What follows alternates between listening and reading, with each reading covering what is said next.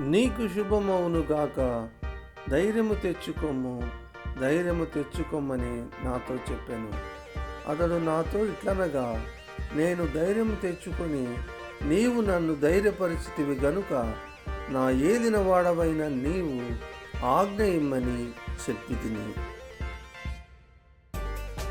ప్రేమైన దేవుని బిడ్డలారా, ఈ యొక్క సన్నివేశము దానియేలు గ్రంథము 10వ అధ్యాయము 19వ వచనంలోనిది.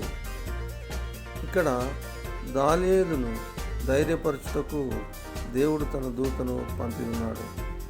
అలాగే మన దైనందిన జీవితంలో దేవుడు మనను ధైర్యపరచుటకు ఏదో విధంగా మనకు ధైర్యాన్నిచ్చి వాడై ఉన్నాడు.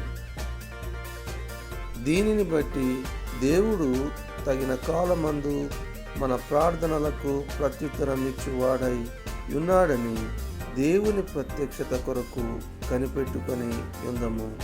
దేవుడు మన ప్రార్థనలను సఫలపరచునుగాక.